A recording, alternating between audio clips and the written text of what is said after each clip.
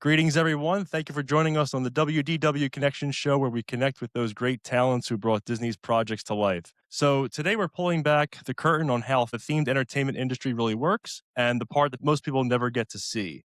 Today, I'm joined by former Imagineer Val Usle, who served as an Imagineer from 1978 through 2016, who will talk about his experiences in the theme park business, as well as his new book, Theme Park Project Wisdom, which is all about the lessons learned once you're inside that Imagineering building. And here you'll learn about how people break into the industry, how they grow, how they lead, how they navigate the risks and realities that come with bigger responsibilities. And if you've ever wondered what it takes to get your foot in the door, what life is like once you're actually in that building, and what happens when the Imagineering chapter ends, this conversation is definitely for you. So, Val, we are thrilled to have you with us today. How are you doing, my friend? Doing well. It's a little bit chilly up here in Northern Virginia, but I'm honored to be among your other speakers, such as Scott Gerard and Al Dallas. And Mike, tonight I thought a little bit of a different take, more of a journey story rather than get into specifics about, well, this attraction, this is how it works, or this is what happened in terms of making it work,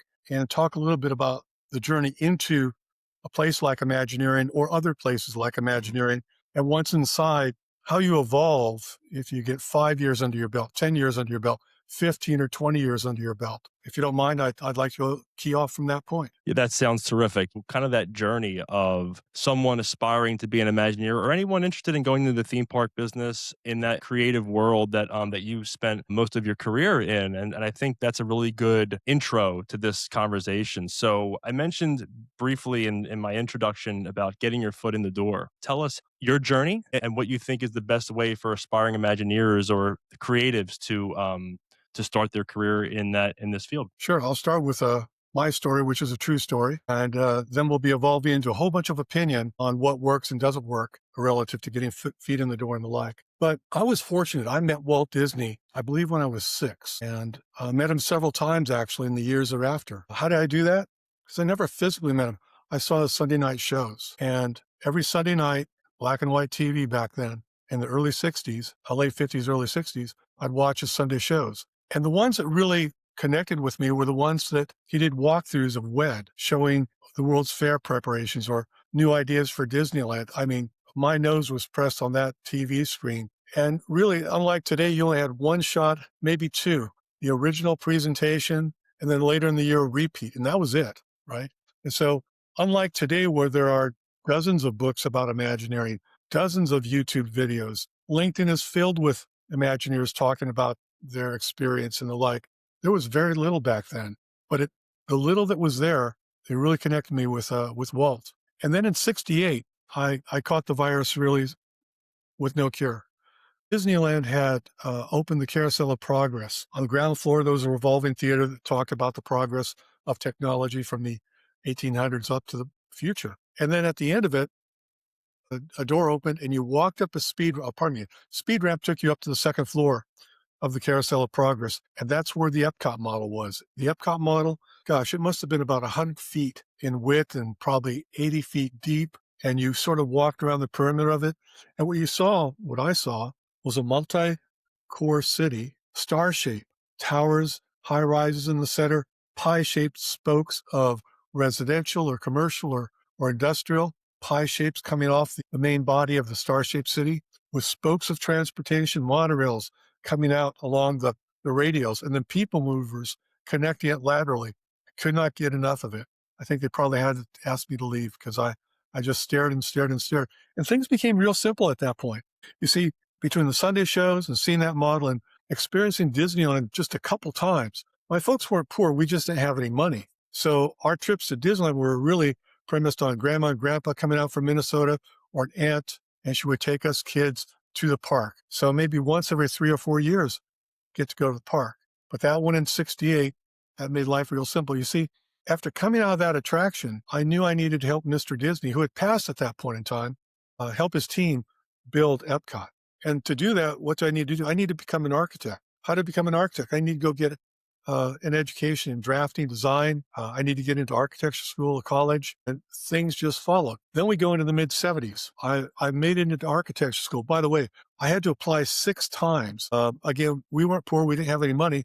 So I was only be able to go to a state college and commute to it. I wasn't going to be in a dorm there. And I had 3 or 4 jobs on the side to pay for my college education. I graduated with no college debt, kept things real simple, ate ramen a lot, drove for my folks' feed store to make deliveries, fed cattle on their small little ranch, worked for a developer doing small houses in terms of the drafting and design of them. And then in the middle of the 70s, my dad and I are in the middle of a pasture vaccinating cattle. And he says, "You want to work for Disney, right?" "Yeah, I do." "Go get a job at Disneyland," which was about 32 miles away from Chino, California. I went down there, long hair and mustache, bell bottoms, tank top. I was not dressing for success, for sure. And when the recruiter starts to interview me, first thing out of his mouth was, "We have no jobs in operations." And he said, "Oh, by the way, I said, "I'll get a haircut. I'll shave my mustache if you need, because I need to have a good job record here. So when I graduate from Cal Poly Pomona with my architecture degree, I have a chance to transfer up to WED." He said, "What?" I said, "Forget about attraction operations. I will cook your burgers. I'll sweep your streets. I'll put Pooh Bears on the shelf. I need a good job record here so I can transfer after I graduate from college." At that point, he picks up the phone, talks with someone, says, "Hey, is that job available still?" "Yeah." "Okay." Hangs it up. He says, "Do you want to drive the monorail for the Disney family?" "That would be fine." So I get my toe in the door via the park. And I need to say something about that too, because my first day after training, there's 4 days of training over 2 successive weekends. And then finally you take a solo in the monorail and you're a ride operator.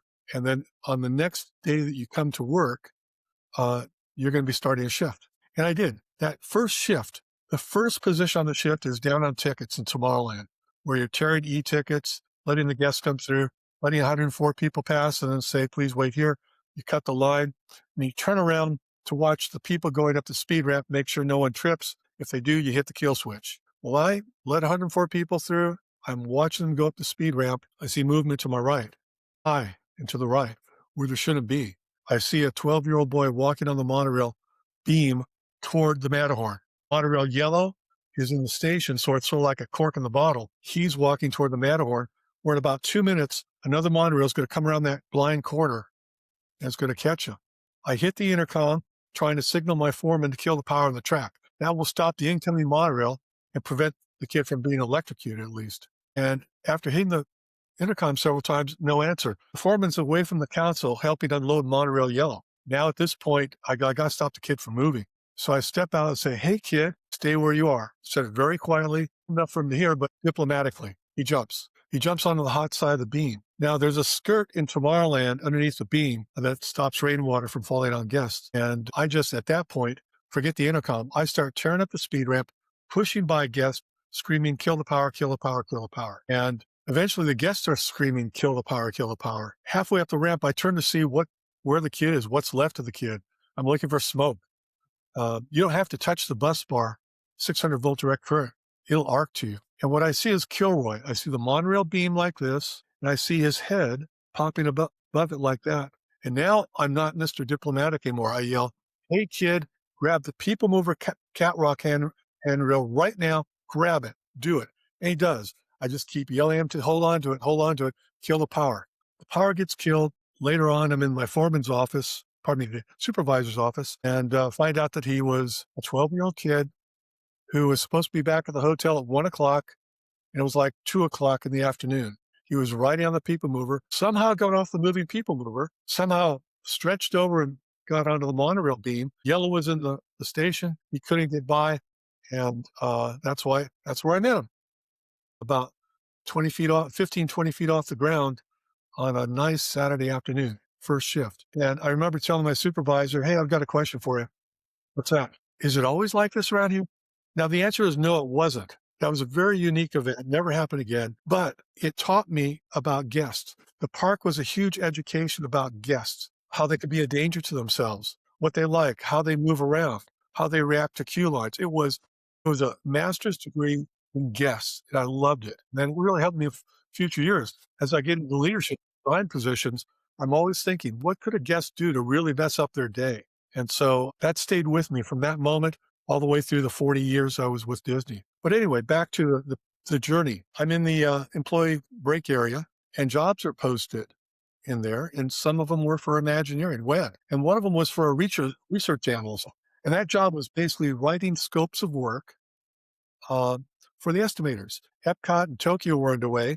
The art directors, model builders, architects are all underway. And the scope writers need something that is a narrative. Scene 3 has 5 AA figures, 2 special effects. The sets are themed along these lines. And I go, gee, I could do that. I could do that. There weren't any architecture positions open for, say, draftsmen. And this was a entry level I felt I could do, applied for it.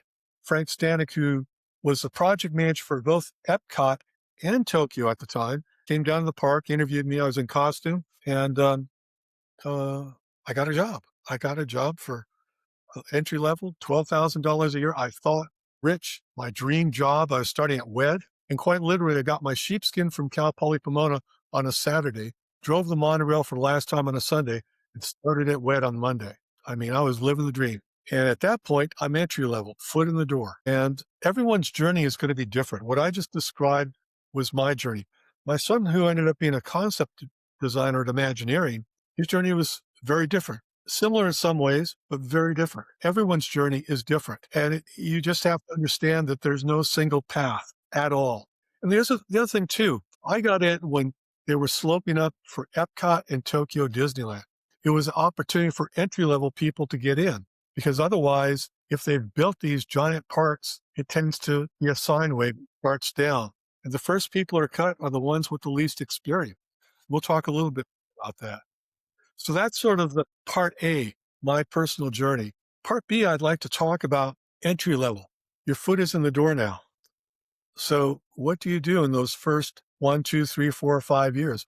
Well, in my case, I got placed onto Epcot initially, and then I was one of the first dozen people brought full-time onto the Tokyo project. So in my case, I went onto a project in 79 that took me all the way into about the middle of 83. And large projects are interesting places. You can become complacent, unfortunately, because they're so long in duration, years and years and years. Well, today's going to be like tomorrow, and tomorrow's going to be like the next day, and the next day, and the next day. Don't think that way. Don't think that. That's complacency. Every day is going to be different. Your job is to move that project forward, get it forward. Now, it does look like this, right? When you're moving, you are advancing, but it always has some little steps back at the same time, like this, but you're moving forward. And you're part of a larger body of a community of talent that's absolutely incredible. I was blessed by having people who knew Walt, worked with Walt on various projects from World's Fair, the original Disneyland, to all the successive adds he did to that park, as well as involved with the development of Walt Disney World before he passed. Those people are incredible. They are like mountains of knowledge, and learn so much from them. And you get odd jobs too. And I want to say, in that first 5 years, look for every opportunity to wear as many different hats as possible. Do not silo yourself. Siloing yourself is the fastest path out of an organization. My name was up on a wall, I'm sure, several times after Epcot and Tokyo Disneyland opened, and they're going through with the layoff rodeo. And why was I kept around for probably a half dozen layoffs over 40 years? Because 2 or 3 things. One, I was flexible. Whatever assignment came up, I did it well, did it fast, not sacrificing quality, did it fast, and said, what do you have next?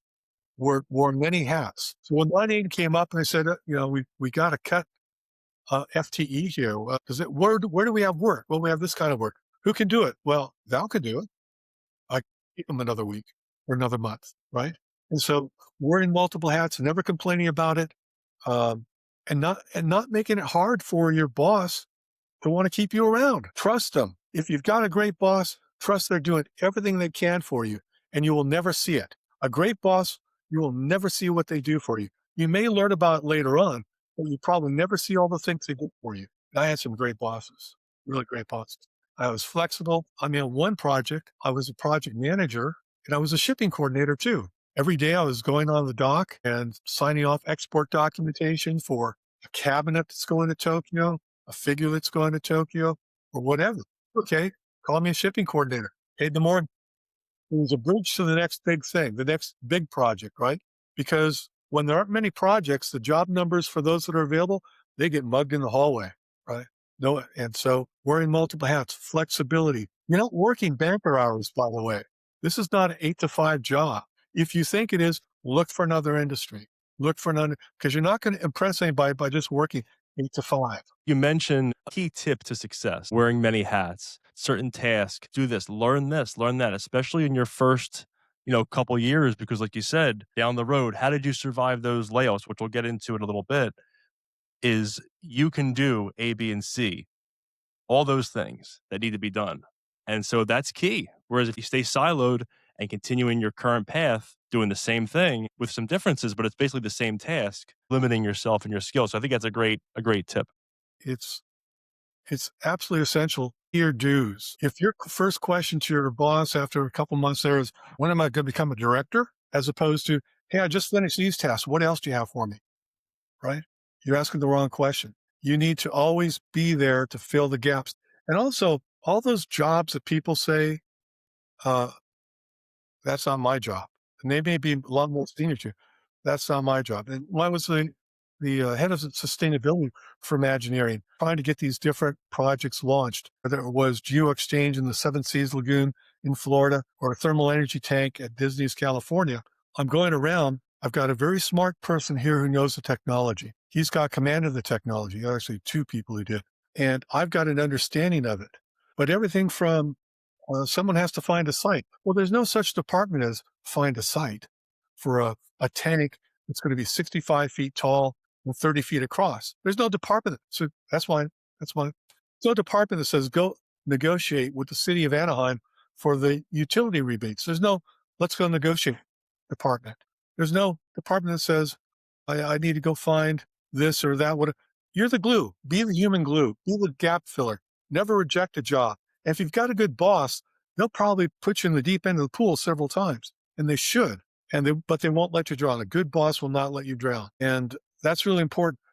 I also, in the first 5 years, I hit the wall. Um, and I'm not suggesting anybody not work hard, but I got to the point that I go, oh, I'm burning 70 hours, 80 hours a week. I was 26 years old. I had ulcers. And I finally got up the courage to go into my boss and say, hey, I think I need at least two more guys with my little department of gap fillers that we were serving as on the Tokyo Disneyland project. He said, what do you need? Tell me how many, who and what, and we'll get them for you. And I go, why didn't I ask this guy about 2 bottles of Tagamet before this point? Right. And so work hard, but don't take it to the point that you're going to burn yourself out. That won't impress anybody. Can affect the work product as well, as you Whoa. said. You know what the project is, you know what you're working on, and sometimes it may take, like you said, 70, 80 hours a week to reach that endpoint. And what does it take to get that done? And you have the foresight to see, I can't do this all on my own. So it's good that you have that force, that energy to ask for more help. And I had, again, great boss in the form of Frank Stanek. I remember, I think it was him that told me one time as he, I sort of fessed up that I was having ulcers and the like. He goes, Val, you're not indispensable. Walt wasn't indispensable. The company went on. If you're not here, the company goes on. So try to be here for that. And so those words that they were sort of run true for me. And I came out of that period. And the second mistake I made during that period too, initially, as I got the help in, well, I said, I'm going to work harder than them. There's two guys. I need to lead by example and just back to burning the candle at both ends. And then I fell into my old ways again. I said, that was dumb. Stop it. I took a big old stupid pill, industrial strength, but I realized what I'd done and I got back to normal. And one of the interesting thing about projects too, whether you're in the first 5 years or the back 30 of them, you will spend more time with the project team than you will with your family. The hours that you put in every day with these other people is more than you'll have at the beginning or the end of the day with your family. That's kind of sobering. I'm going to jump ahead 2 or 3 decades. On the Tokyo Disney Sea project, I was multi-hatted. I was the project manager. I was the design manager. I was the project architect in the field. But I set myself up, having learned 2 decades before, so easy to burn yourself out. So easy. I learned before. I said, you know what? I'm going to have a pattern here. I'm just going to repeat it. And our Japanese partner and contractors, they actually liked the pattern. They loved it because it was consistent, and it was consistency they could deal with. So every day I would get to the site early before everybody else, about 6:30 in the morning. And 9 o'clock, our meetings with Oriental Land Company and the contractors would start in an office conference room and then move into the field. And at noon, have lunch, half hour for lunch. So, and then the afternoon was set aside to review all the submittals, all the drawings, all the specs, all the cut sheets, all the samples. That was occupying the afternoon. And by contract, we didn't have to turn submittals back to them for 2 weeks. No one can survive waiting for those submittals for 2 weeks. So I told our Japanese partner, the contractors, I said, look, you own me every morning. I'm here at 6:30. If you want to start before 9, I'm here. But when we break for lunch, I spend the afternoon going through the submittals. Don't come see me unless it's an emergency. And they saw that by the time I was ready to roll home, 6 o'clock, I was wheels to the road. I had 2 little boys and a wonderful wife waiting for me in Tokyo. It would take me an hour to get back into Tokyo. We're going to have dinner at 7 o'clock. Then I'm going to bounce the boys all around. They'll go to bed, and then I'll roll up maybe a few more shop drawings on the table while my wife does her thing. But I was wheels to the road at 6 every day, except for probably, I'll say 24 days where there was either a contractor or Disney dinner where we got together as a team or with the contractor to go out to dinner, or there might have been 1 or 2 other events. But 95% of that time, I knew where I was going to be, home with my family. And in the afternoon, it only got interrupted twice. A fellow came up, said, Valson, I'd like to talk to you about the New York deli doors. And I said, is it an emergency? No. Then I'll see you tomorrow morning at 9 o'clock in that conference room. But is it an emergency? If it is, we'll talk. No. So that happened twice. The contractor and Oil and Land Company saw every night before I walked away from the site, drove away from the site, I had a roll of drawings. I'd come into their office and bam, stuff they gave me that morning, they got back either in the evening or immediately the next day or soon the following day. It wasn't 2 weeks. And I was happy as a clam. That was a pattern it was consistency we could all work with. And I'm talking about thousands of submittals, thousands of drawing and spec sheets and samples and you name it, from cordage to wood molding details, all of it. But it worked. Didn't burn out, had a great time, saw my family. So it's really easy to overwork yourself. And I'm not one that says, don't work hard. Work really hard because you know why? Once the rumors of layoff start to pop up, that's not when you become the flexible, multi-hatted, hardworking employee. They'll figure that one out right away. You be that consistently in an envelope of what your body and mind and family can tolerate. Well, not a little bit. Well, and that's what kept me around, I think. Great advice. Just talking about your experience. Sometimes when you have these big projects, when you're involved in such a big organization, it's a lot of time and energy. And if you're not well organized, if you don't have a good plan, not just a plan to complete the project, but a plan for yourself to complete the project, a deadline for that day, like 6 o'clock, you're out. If it's an emergency, come in. If not, we'll address it in the morning. If it's an emergency, fine. No, I think it's sometimes you have to really plan for yourself as well in the midst of these big projects. And so when you were in your career, especially going back to after your first few years at Imagineering, when did you first start experiencing in your projects being responsible for A, B, and C tasks, and then transitioning to being accountable for those tasks? So being responsible happens right away. I remember Frank Stanek, this would be soon after the contract was signed with Oriental Land Company. He initiated a weekly facility design review meeting. He said, Val, come with me. And we went over to the Tonga building where he was able to grab some office space on the upper floor. There were 25, 30 drafting tables there for architects, set interiors, area development people. Dottie's team was there, for example. And I sat in the first meeting. He chaired it. I thought I was just going to be a sort of a expediter, type person, fill the gaps, whatever. And then after the meeting was over, I'd watched him operate it for about an hour and a half. He said, walk with me out to the car. I do. We get to the car. He goes, you see the meeting we just finished? Yeah. That's the last time I run it. You're running it from now on. So from that next week forward, have the responsibility, to your point, to run a meeting. Now, in terms of doing it well or not, the great thing about a great boss is they have a tolerance for your mistakes, because inexperience can be expensive because you will make mistakes in terms of things. But you've got someone who puts you in the deep end of the pool, but they're not walking away. They're sort of staying in close orbit, seeing, okay, how's this going? Is this working or not? But, and if they see it's working or not, they may actually say, here's a brick, hold on to it in the deep end of the pool because they saw you handled what they gave you, and they give you another brick. I remember Frank, again, this first 5 years in the Tokyo project, he called me in his office and says, hey, you know what? Oil and Land Company is coming into the office in Glendale here next week, and we need to show them the master schedules. And I go, okay. He goes, I need you to do them. What? I need to do the construction, show ride installation, air development schedules for the park. The park? Yeah. Um, do a couple of attractions today and show them to me tomorrow. And I remember that night, found a drafting table, room, worked all night, actually slept under the drafting table. I had no family. This was in the I'm young and I'm immortal phase. I slept under the drafting table that night. The floor was carpeted. I remember that. And brought in the next day Pirates of the Caribbean, laid it out in front of Frank. Now, another boss might say, this is crap. They said, interesting, interesting. Hey, Val, go back to the stock room. Get me a chromium blue, a Nile green, and cadmium orange magic marker. Did, came back. He goes, okay, here, let me show you something here.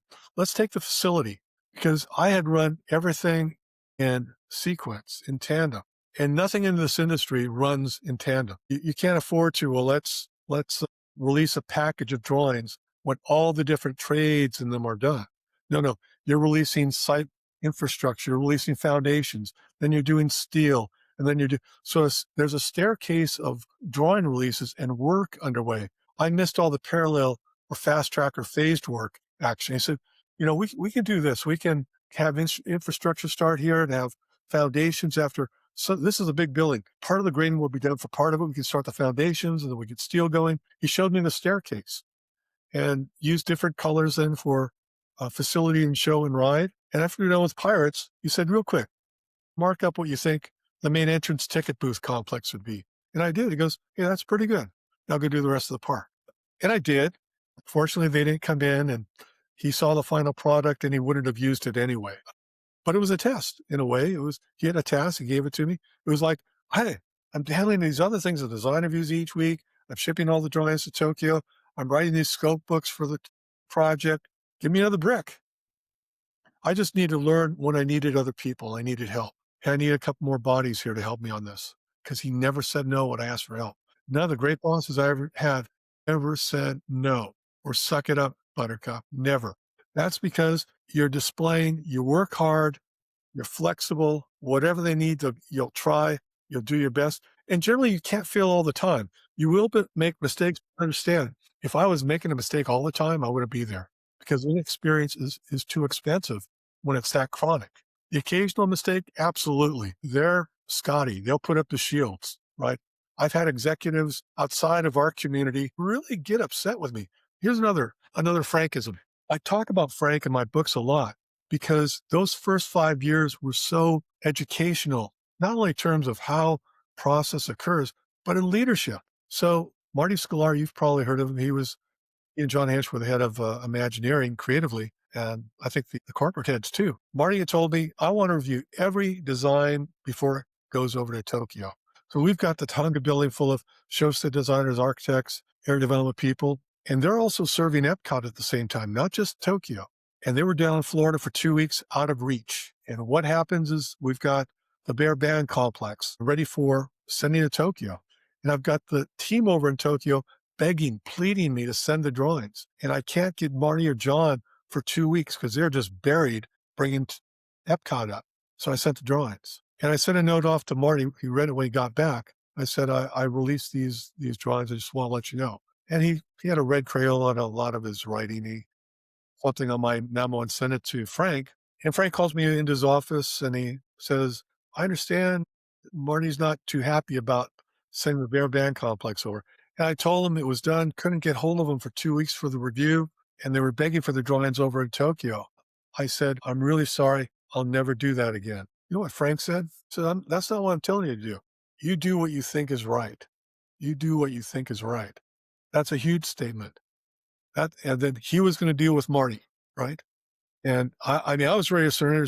I promise not to do that ever again. Despite people on the other side of the phone in Tokyo begging, pleading, send them, right? No. Said, You do what's right. Bang. Got it, boss. Yeah, that's key to a great manager. Like you said, you work hard and that's shown. You get results. You complete projects And you have on to be time. and you And have to be yeah, more right than wrong. and yeah, yeah. And he's giving you that opportunity to, if you do make a mistake, okay, do it better. Do what you think is right. And I think that trust that he has in you helped you in your career, helped you grow in Imagineering to get more accountable from responsible and also doing all these amazing projects. And so you get more trust, you get more work, obviously, but at the same time, it's key to having a great manager because it helps you grow. It helps you grow in the field that you're an expert in. Yeah. So we'll move now from the first 5 years and understand I entered those first 5 years. I never built a bird bath or a doghouse for the Disney organization. You know, I'm raw as raw in terms of having delivered something for them.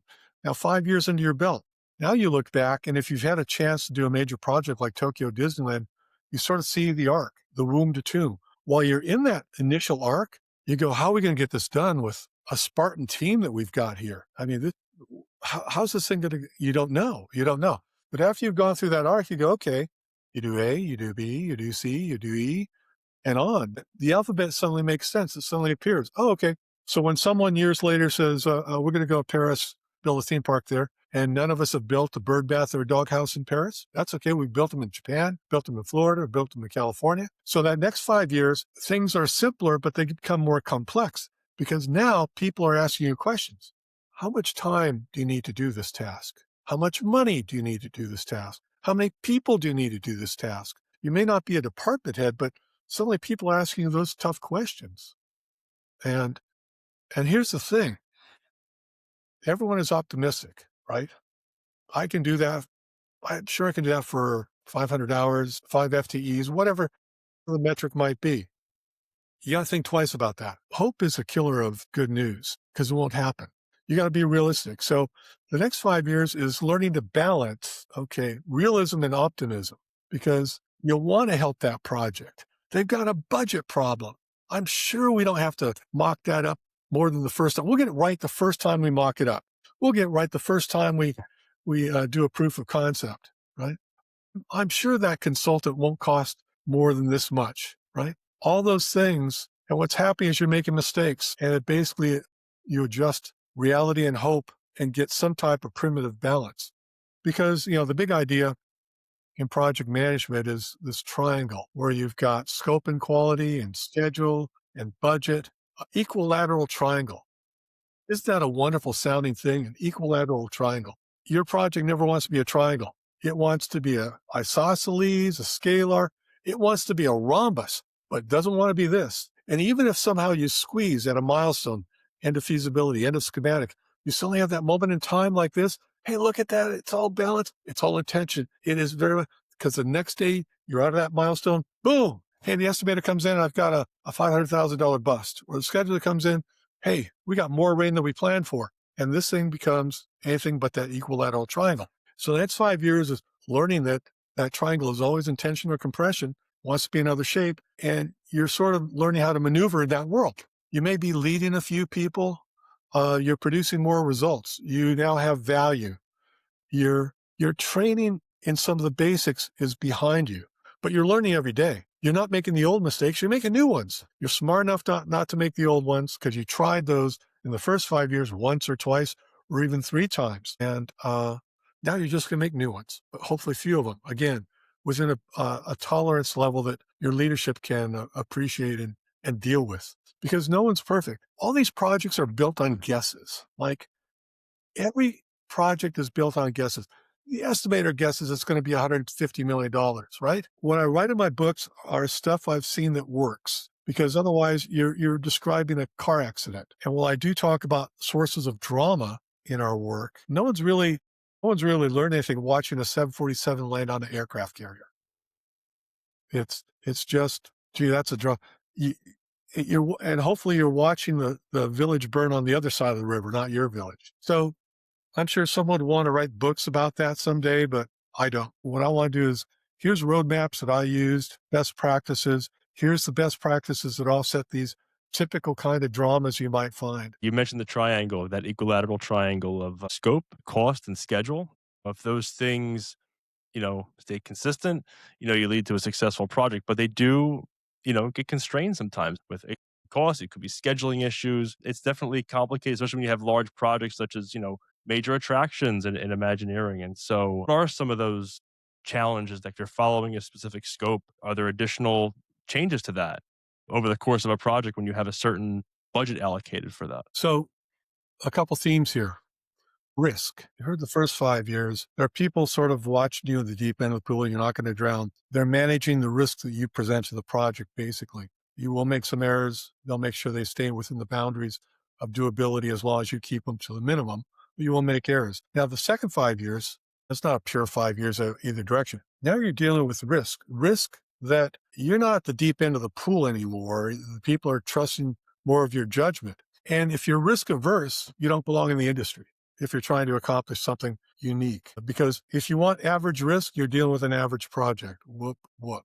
That's not what Web did. That's not what Imagineering does. Okay. So now you're dealing with more risk. Risk, well, what's the adverse or end state that would be bad? Over budget, deliver it late? Or how about if the quality isn't good enough for people to come back? And when you also learn those next 5 years, if you haven't learned them in the first five, that the biggest risk is for a project to be unsuccessful after it opens. Okay, maybe we spent a little bit more money, maybe we opened a month late, but the bigger risk if the idea stinks, if the public, the audience doesn't appreciate it, the guests don't want to come back a second time because it's a one and done. I saw it all. There's nothing left for me to see. So you have to, if you want to produce projects, you've got to have high expectations, high risk, and be willing to tolerate everything except doing a stinker of a project. Now, the only other priority that comes before all that is safety, guest safety, cast safety, right? That's above project stinks, but budget and schedule, they're down here. Okay. But also look at the dynamic that creates between the project manager and the art director or the artist, right? Who's the greater of these two then? Given what we just talked about, the risk profile. Well, the project manager, I'm in charge.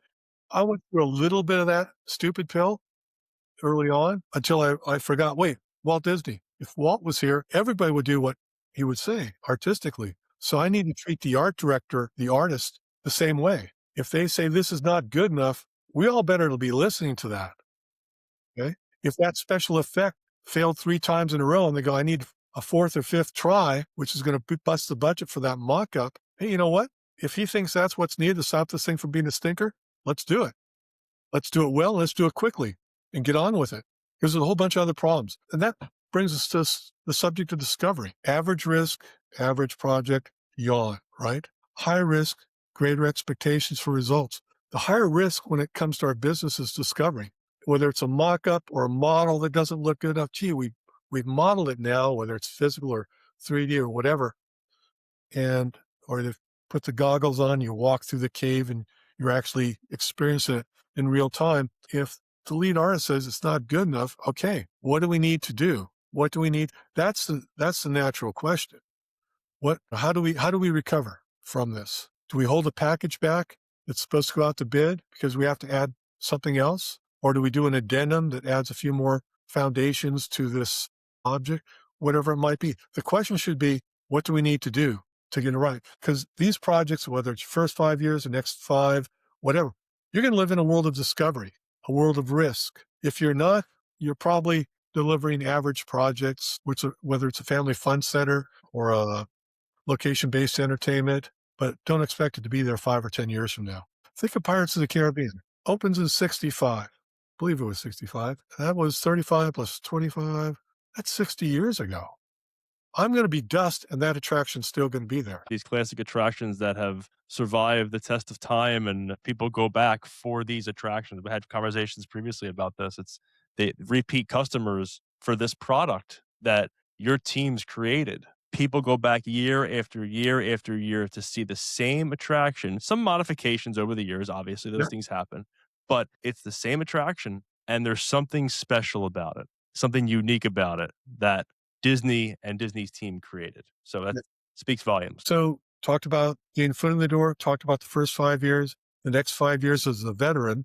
And now let's talk about the 5 years in leadership. Leadership, you're a functional manager, you're a project manager, you're in a position where The executives above you look at you as the belly button that's going to get something done on this project. As a project manager, as a head artist, as a project architect, you've got leadership who don't lose sleep overnight about things you should be losing sleep overnight about.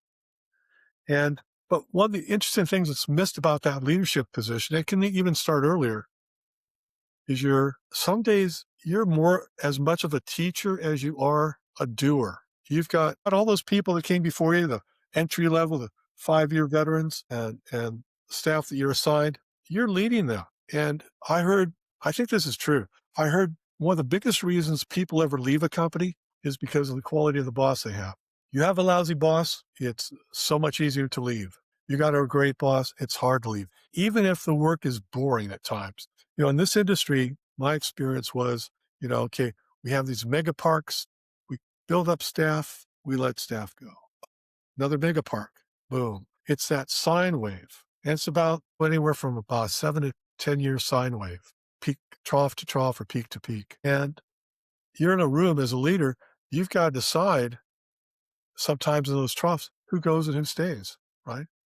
And you're obliged to help them get through that moment. I used to keep, as a function manager, I used to keep a list of companies that were hiring, that wanted uh, staff from our community and the like, and try to pass that on to those who might not be there. By the way, all this stuff I write about in my books, I wasn't the perfect manager. I wasn't the perfect first 5 years. No one's perfect. But what I try to write about is also my woulda, coulda, shouldas. Boy, if I was doing that again, I'd do this a little bit differently. Again, this discussion, these books are loaded with opinion, and hindsight is very easy to do on risky projects. On average projects, is there much hindsight? No. There's more hindsight on the greater the risk, the greater the expectation, and the greater the discovery. So I just want to caveat. No, I was never the perfect. Uh, I think it was pretty good. None of us are perfect, right? We do the best we can. We work as hard as we can. We strive to create that product that has value, that can be memorable, especially in your field. I think the other thing too, these projects are relation builders or relation destroyers. I'm sure there are some individuals say, gosh, here's my dream team. I wouldn't want to work with these folks, but here's my dream team that I always want to work with. And it's nice to come off a project and go, wow, I've made some friends, because these projects can be real St. Crispin days, right? Where you want your brother or sister on that battlefield who was with you to be on the next battlefield with you. And also, let's talk a little bit about the field. Love the field. Field is great. Field is wonderful. Why? Personal preference. Would I rather be in a conference room with 30 people trying to get consensus on something, or in the field with a contractor, staff, and Oriental land representative trying to fix something today, now? It has to be done now. This is an emergency room operation, right? You have to know when you can make those decisions, and you should be able to make a lot more of them than say, you know what, you got to keep this one still spinning, the plate spinning. But the field, it's pretty down and dirty. I remember when on the Indiana Jones project, I was the project architect. I'm in the field trailer. And suddenly one day, the door just flies open and in walks Buck. That's his name, Buck the framer. And he yells out to the whole room of Imagineers, "Who's the architect?" Raise my hand. That would be me. He walks over to my desk. I go, "Can I help you? Your drawing's wrong." I said, "There's 800 of them. There's 800 of them." Yeah, we all should be truth tellers. He was a truth teller. I go, "Well, there's 800 drawings. Which one?" I don't know, E21, whatever it was. I flip to it. Which detail? That one. Okay, what's wrong with it? Come with me. He actually picks up my hard hat, hands it to me. I follow Buck the framer out to the field. I look at the condition they're supposed to be framing into. I go, boy, you're right. And you know what I said next? What do you think we should do here? And he had an idea, a piece of plywood there. I sketched out, would this work? And after 5 minutes, he and I had a solution. I said, I'm going to go back, draw this up, give it to construction management. They should have something in their hands to talk to you about today, later today. But one of the things that this touches upon is whatever point in your career you're at, if you're the smartest person in the room, go get a different room because there are so many more people smarter than you. Now you can be like I was glue on a lot of projects, gap filler glue. But boy, I always had a great boss or these scary smart people who could look at something and come up with a solution better than I could. I initially was thinking about as I saw it, the solution I would do, and it was more complicated than the one that Buck's solution was more elegant than the one I was visualized, but we worked out one together. So lean into other people. Don't be afraid. Don't start with a blank sheet of paper on anything you do in this business. The way I learned to do architecture at Disney was actually in my first 5 years. I would stay late, probably at 6 or 6:30 before heading for home. And when the architectural staff upstairs at WED left, they were working on Epcot. They were working on the World Showcase pavilions. I'd go up to their drafting tables. This is mechanical drafting, parallel bars and the like, drafting machines. And I would roll out. They had a little tube at the bottom of their drafting table where they put the current work in. And I'd roll out those sheets and start looking at it. Then one day a guy stayed late. He was off the restroom. I was at his desk. I had rolled out the drawing he'd been working on all day. I was looking at it, trying to figure out how you do a wood window, how you do a wood door, how you do metal strapping on that wood door, right? I'm looking at it, he shows up, I go, "Oh, I'm sorry. I'm really sorry. I was just curious what you're working on." "Oh, that's okay. Got any questions on it?" I was trying to understand how he did the moldings for the door panels and the like. I'll show you. He pulls out a box about 2 feet by 1 feet.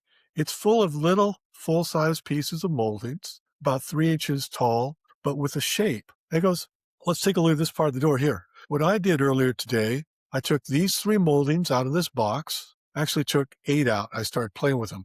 But I ended up with these 3. And when I got the configuration that I wanted, I traced them. I just traced the outline of the moldings on the sheet. Wow. So I know it's not just one piece of wood. It's built up from 3 pieces of wood. I mean, those simple things, they're gold. John Olson on the Toontown project, I was the project manager for that one. And John Olson he recently passed. He was an Imagineer's Imagineer. He taught so many people, taught me.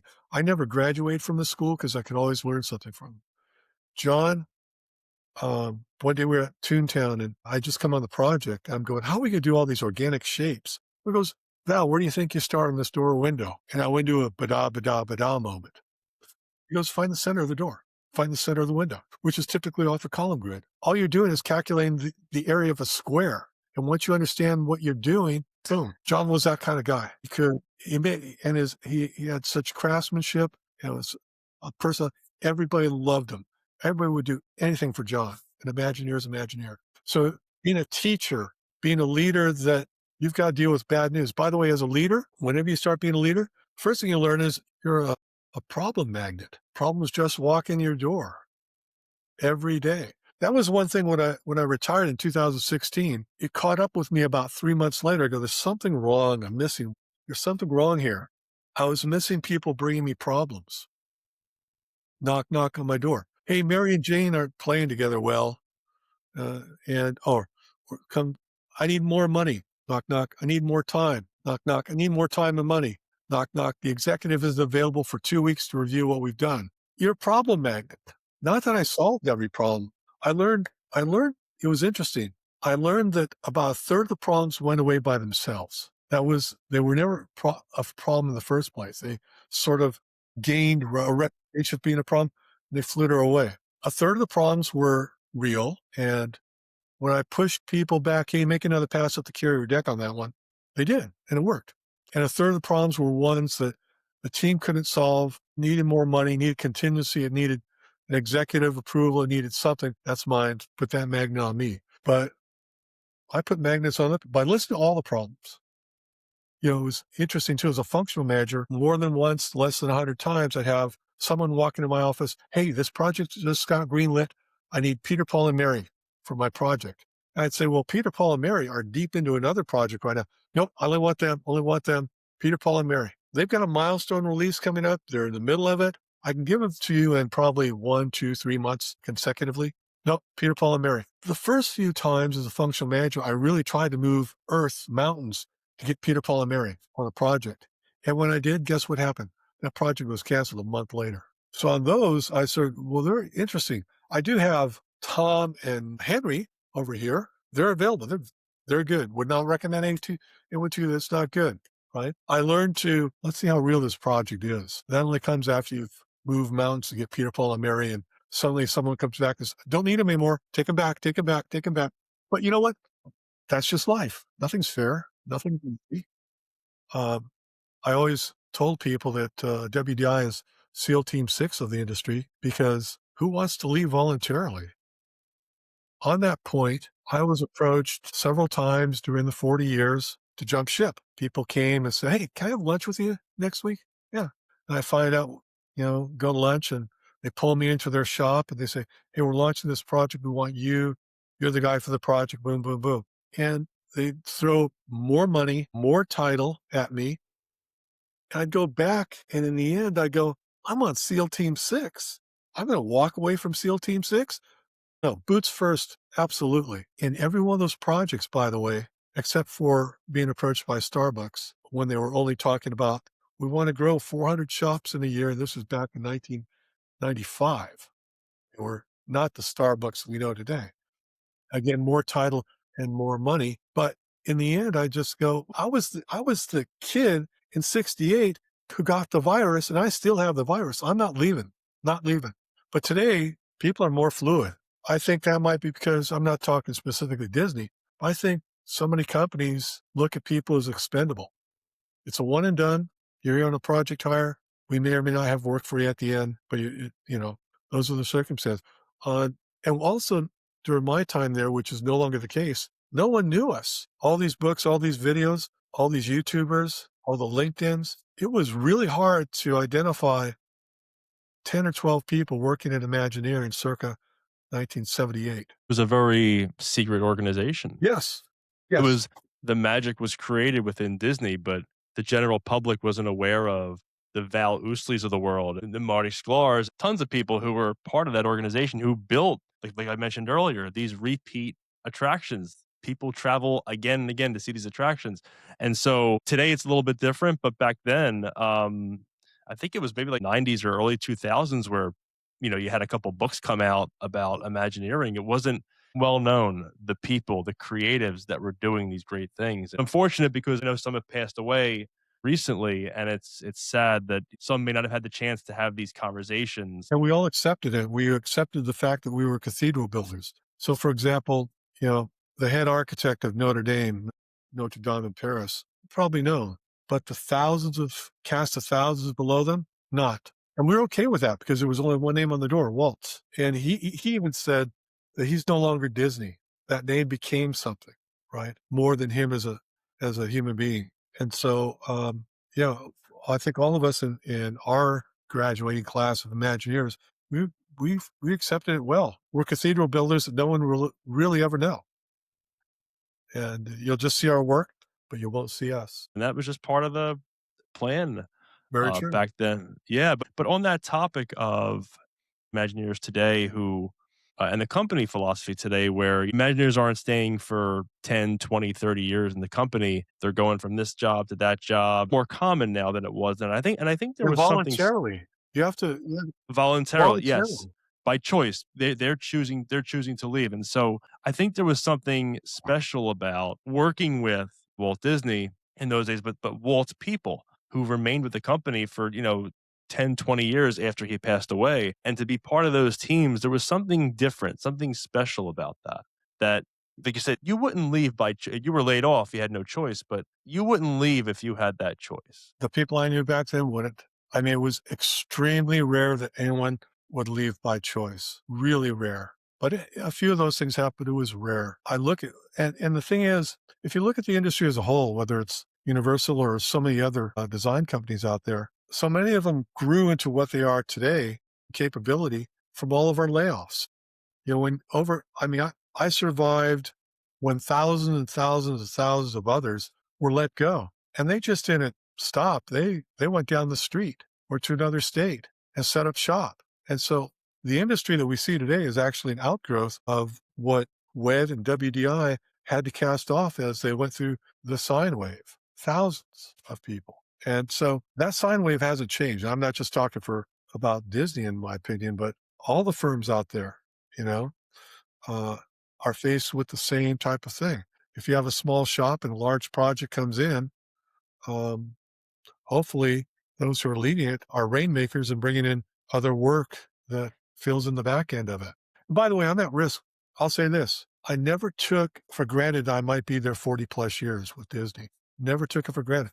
I actually took with me on my last day there the file that I maintained from, I think it started in 1980, back when there were newspapers with classified job ads, right? Architect needed, owner's representative needed. I would tear that out, put this in this manila folder.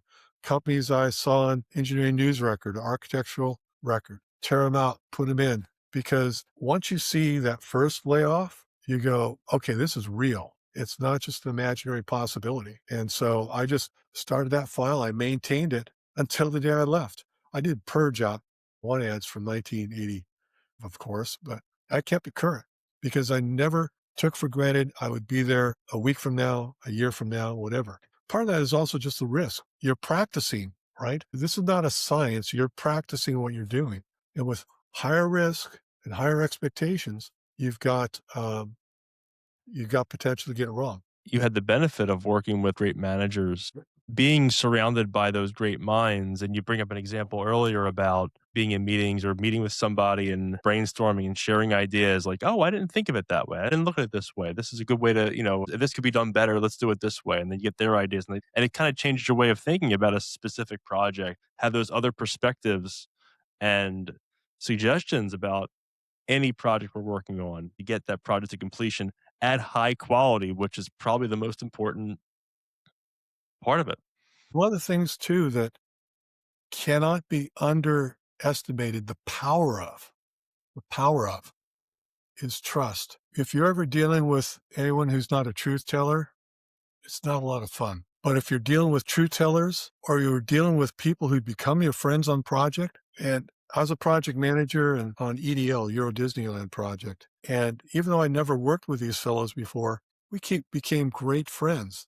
Two ride engineers, two show and ride engineers. And what does that do? Not only the trust, but the friendship. When they come in and say, Val, I've got a problem here. If he's saying he's got a problem, I'm listening. I'm listening really hard. I should listen really hard to everyone's problem. But with someone that I deeply trust, I'm a friend with, and he's asking for help, you're damn sure I'm going to try to do whatever I can. And and those are the types of relationships that can occur on a project. If you're able to maintain some type of intimacy on the project, projects are temporary businesses, right? They're going to be here for this much time or this much time or this, but they go away. A team is formed, they set up camp, they're nomads. That team is at the end of it is going to go away to other projects, maybe leave the company. Consultants will go back to their own shops and the like. So I think one of the biggest things you can do as a leader is foster an intimacy that you shortcut anybody bringing in a problem with, well, is this really a problem? Do I trust his judgment that this is really a problem? Or is he crying wolf? With so many people, when they came in, and again, as a leader, you're a problem magnet, right? They came in, they said there was a problem. I'm already thinking, okay, what are the ways we can help this? Is it money? Is it time? What is it? What is it they need? Is there an executive above them that is pressuring them that I need to help advocate for them? What is it? It makes it so easy to move on to the solution when you have the trust and the intimacy and the faith in the person that's sitting across from you. Boy, those jobs are so much fun, and you want to work with those people again and again and again and again because it makes things easy. You're working with friends. Friends are okay to have in this business on a project team.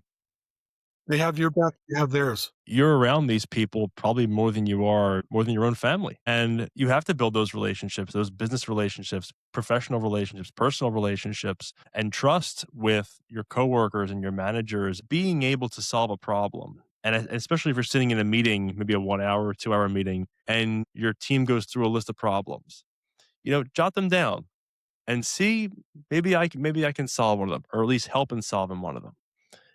You're going to get recognized. And you had the foresight to see, I'm going to bring my A game to this job because I want to stay. I love this job. I don't want to leave. And having that knowledge, having that foresight to see, I'm bringing my A game no matter what it takes. Spent your career at Imagineering, and the results have proven that you knew what you were talking about. Well, I was blessed. I was blessed in so many ways. As a kid, to know exactly what I wanted to do. So many folks today who drift into their 20s are not sure what they want to do. I feel bad for them. I knew what I wanted to do from the time I was 13 years old. I was blessed to actually find a path that got me there. And my son, similarly, he'd see me in Tokyo at age 6.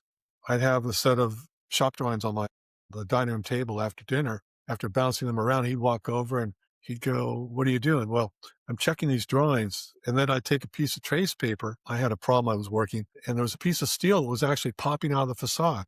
And I said, "Sam, here's the outline of the facade. This is what the building's going to look like. And here's the steel structure, the Legos behind it that are supposed to stay behind it." I laid the steel structure, aka Lego drawing, on top of the facade. And he saw, "Well, that Lego piece is popping out above the facade." "Yes, and that's why I'm going to circle it here in red." Anyway, he couldn't build enough Legos when he was a kid. He went to a technical STEM academy, high school when he was a kid. He was hired as a entry level CAD draftsman right out of high school for a summer internship and just continued on from there, worked at the park as a ride operator, paid his dues. And I can't emphasize that enough. Make it easier for your manager to keep you from those sine waves, right? Be a great worker all the time, not just, we're on the downslope now. I better just get my game up. No, every day you walk in. That's great advice that you mentioned. Pay your dues. Do if there's something that needs to be done, do it. Learn things, educate yourself about the jobs and about the tasks, projects, everything, because you may be called on one day to solve a problem. And if you're that person, like I said, you're going to stand out. And that's really important mindset going into a career that you love. And always be a truth teller. You may think it's going to be painful, but if you're not a truth teller and you get caught, talk about pain, always be a truth teller. Absolutely. You spent so many years, some decades with the company and Imagineering. When it came time to retire, what went into that decision? So had over 40 years with between working at the park and WDI. Had 40 plus years in. Got a whole shelf full of the statuettes and trophies you get every 5 years or so. And it felt right. It felt like the right time. And I didn't see myself, I was the lead design manager on the Galaxy's Edge projects. I just didn't see myself taking those to the end. And I had a mental time frame to punch out after getting the documents done and cutting them loose to others to execute. But ended up the opportunity to leave came up sooner for the baby boomers and took advantage of it and wanted to do more travel, wanted to had grandchildren coming on the way. So all of it just led to, you know what, this is something that I'm blessed to be able to do. Uh, I do a little bit of consulting now. I do a lot of writing. I've got 4 books out on the theme park series: Theme Park Project Management, Theme Park Sustainability, Theme Park Charrette, and the most recent one, Theme Park Project Wisdom. We've talked a lot about that today. This has really driven much of this conversation. There's 2 more books in the series before I retire the series. It's Theme Park Charrette sequel, which will be an after action report. Theme Park Shred is about a fictional project about 5 years down the road, and they're trying to do in about 2+ years what normally takes today 5 or 6. And it talks about the front end of the project and a charrette that's held to try to stress test the idea, not only from a creative, but from a schedule and budget and how we're going to do it standpoint. And so Theme Park Threat sequel will be called Theme Park After Action Report. And it's a future reflection back upon what worked well, what didn't on that project. And then the last book is called Theme Park Design Strategies. That's actually probably going to be the 5th book, not the last. And that will probably come out in the fall. So a little bit of consulting, a lot of writing, and I mentor some folks reach out on LinkedIn. And with questions, I always welcome them. I'll try to answer them. So it's a it's a wonderful life, George Bailey. Excellent, excellent. And where can folks find your books? Amazon. Excellent. Great advice. If you're managing projects, if you're part of a company that, wants to have an effective way to get to the end of the project, you're an expert in that. You've written books on that. You have experience in Imagineering for so many years, and you're a great source for that type of advice. So I'm going to talk about the easiest person I ever hired, and talk about the easiest person I never hired. So Easiest person I never hired, Cal Poly Pomona, job fair, my alma mater. And a slow day. We're in the lobby there, set up with our card table and chairs, and we've got our banner behind us. And a guy walks up. He takes his card table chair, flips it around, throws his leg over the top of it, facing me, and says, "So what do you got for me?" I go, "Do you know who you are?" He looks up down. Walt Disney Imagineering. Do you know what we do? So, well, we build the theme parks and the resorts for the company. Have you been to Disneyland? Yes. What's your favorite attraction? Not sure. Pirates? Yeah, Pirates are a good one. What do you like about it? Anyway, for the next 20 minutes, because it was a slow day, he was the only person stopping by at that point. I took him through 20 minutes of rapid fire questions, like I just gave you the examples of. And then I abruptly stopped and said, "Well, the interview's over. Would you like to know the results?" "Well, yes, I would." "You see that other firm over there? I actually don't know them or about their work, but if I want a job from them, I'd be walking up and I'd look at the illustrations they've got there. I say, I want to help you do that. I think that's terrific work. I love it. Do you think there's any way I might be able to help you do that?" That's item number one. Item number two, never, ever, ever treat it like a seller's market. It's always a buyer's market, always a buyer's market, only a buyer's market. Fast forward maybe a year or two later, I'm up at Cal Poly San Luis Obispo, rival to Cal Poly Pomona, another job fair. A gal stops by, see her portfolio, good contemporary work. I'm not expecting to see theme park work when I go to a college, right? I want to see prolificness, good work with prolific quantities, progress work too, and good contemporary work in the portfolio visuals. And then I'm reading a resume and it says, "Oh, you did a semester in Rome." Yes. "How come there's no sketches of what you did in Rome here in your portfolio?" "Well, they're back in the dormitory." "Go get them." "What?" "I'm here till 3 o'clock. I catch a train at 3. Go get the books." Okay. She comes back. She has 3 books about that thick each. "Which is the first book?" She gives me one. I open up the first couple pages. Stiff arm, stiff hand sketching all the different buildings in Rome. "Which is the second book?" "This one." Look at that. The hand's loose now, right? It's not stiff. It's loose. "And this is the third book?" I flip to the back of it. Now she's using the side of the pencil, right? She sees dark and light. She doesn't see lines anymore. She's dark and light. I close the third book, saying, "When can you start?" I said, "When can you start?" "You're hiring me?" "Yeah." "Why?" "You're prolific." And she went on to be I think the project architect on the Shanghai Pirates of the Caribbean, right? Uh, two different job fairs, two different candidates. One treated it as a seller's market, the other one prolific. Wonderful. So everybody gets to decide which one of those people they want to be. Make it easy for someone to hire you. Make it easy for someone to keep you. That's perfect advice right there. You go to an interview, know the job, make them want you to be there. If you really want this job and this is where you want to be, do your research.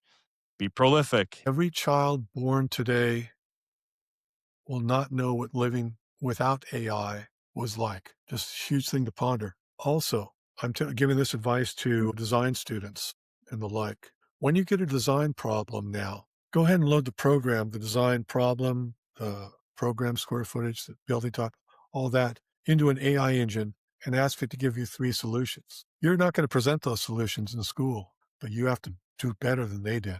So use that as a baseline that you have to not marginally be, you have to do better than. And anyone that wants to get into uh, other positions where they aren't necessarily drawing, put down all the things that you think you can do, and then ask the AI, any AI engine, what they can do better than you, but what they can't do.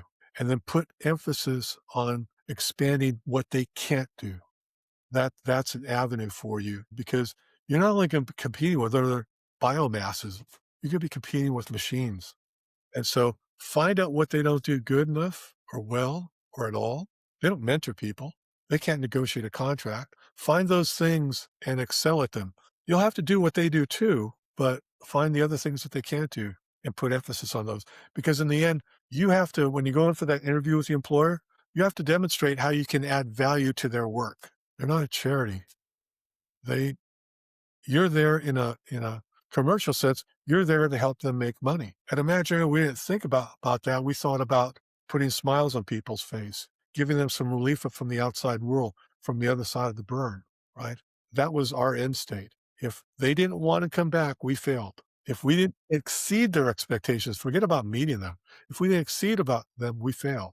And those were the markers that we set for ourselves and made it so easy to work hard. Who wants to work hard on an average idea? You know, you mentioned AI and how you use your mind to come up with these great ideas and have this spark of imagination, that creativity to start with this one idea and build it into something great, memorable, and exceeding expectations, as you mentioned. Do you think AI is going to enhance those, or are we losing part of that creativity with AI? Well, I think my son said something interesting the other day. He took a friend over to the National Gallery here in Washington, D.C. And as they were looking at medieval art, I think. And he said, when I looked at that piece and the frame, sculpted wooden frame around it, I saw the other person on the other side of it. And so much work today that's proliferating all over the place. There's a machine on the other side of it, not a human being. I think there will always be a desire for that human touch. And I think AI will be correctly used if you look at it just as another tool on the battlefield that you pick up and use, right? Hand sketching. You're sitting across from a client, right? You've got a piece of trace paper. You tear a piece of trace paper and you say, oh, is this what you mean? There will always be a place for that. There will always be a place for that human to human, quick notation. You know, the 1960s, Pirates of the Caribbean conceived. You had Haunted Mansion, and then you go into the mid 70s, the late 70s with the Epcot attractions. And I always wonder if AI existed at that time. Could AI have created Journey into Imagination? Could AI have created Pirates, Haunted Mansion? That was created by minds, the brain. Obviously, you're going to be utilizing AI more today and into the future, like in generations from now. And I just wonder if AI would have been able to create something like that. All these projects with all the technology we have are taking longer and longer and longer and longer. Very true. Very Have true. you seen the Disneyland handcrafted? Spectacular. Okay, Yes. less than 2 years. And these mega projects, whether it's Universal or Disney, these mega projects, 5, 6+ years. And we've got all this technology around us. I wonder to myself, gosh, are we overdoing it somehow? Well, in theme park charrette, one of the underlying ways that they're going to shorten this project down to 2 years as opposed to doing a whole theme park in 5 is lines of communication. That book mimics what Walt had. There was Walt, there was his art directors, and Admiral Fowler for Disneyland, right? Direct lines of communication. Today, in whatever corporate organization there is, how many layers are there between the art director, the lead artist, and the top person who gets this? And the thing is, before it gets to the top person, this or this, each of these layers has one of these. Each of these layers has one of these. Each of these layers has one of these until it finally gets down to the art director. And gosh, you know, they're people. These upper leaders, their people have people, right? And those layers, they cost coin and they cost clock, time, tons of it. And so one of the underlying premises of Theme Park Charrette, the book, is how do you defeat that? And the answer is real simple. You shove away all the other people and you make that executive available to those key leaders. They're not slowing things down by saying, well, will this cost 2% more than we thought? They're going to say, just do it. The way you save money on a project is shrink time. You pull 5 years back to 3, that's huge. That's huge. And remember, Walt's art directors came out of the film industry. He would call in, I don't know if this is the case, maybe a Peter Ellenshaw, a Swiss Family Robinson. And Walt's at the desk, Peter's on the other side of the desk. He throws a script over to him. Hey, Peter, this is Swiss Family Robinson. The show set department's going to start building sets in 3 weeks. I need to know what this treehouse looks like. Come back to me next week. And Peter goes and works a week on the concept of what treehouse is going to be, right? And he comes back and sees Walt, who made a quick trip to London. Walt goes, oh, Peter, I was in London last week and I found this incredible organ. I bought it. It's being shipped here. I want you to put it in the treehouse. Huh? Yeah, put it in the treehouse. Figure it out. That shorthand, right? And there's this show set shop. These art directors were so prolific and visual and quick on their feet. And I'm not saying that doesn't exist today in our art directors, but there are a lot of layers there. Even at the art director and below, there are a lot of layers. So those layers are just, they're drag. They're human friction, human. Disneyland I mean, less than 2 years from a drawing. From Herbie. From Herbie's Yeah. rendering to opening, less than 2 years. You bring up great points about why that happens. You could never do a Disneyland in 2 years or less today. As we close out this, first of all, this is a great conversation, very entertaining, and I think we all learned a lot. I learned a lot, and so what's your best piece of advice to any aspiring Imagineer or creative interested in going into the theme park business? It starts in high school. It starts with getting whatever work you can because any employer wants, first of all, to know you've got job experience. You showed up on time, you worked, and you did it for more than a week. You have a couple months behind your belt. It could be anything. We want to see that your work ethic does not start when you leave college, that it started way before then, that there's a pattern there, that it's not suddenly you've decided to discover what working is like. No, no. We want to see that it starts before. That is probably the richest advice I could offer anyone. Thank you so much for this great conversation, and you're welcome back anytime. You always have a seat here. We can always touch base again and keep educating the world with your great books, and we'll definitely talk soon. Well, thank you, Mike. Appreciate lending your audience.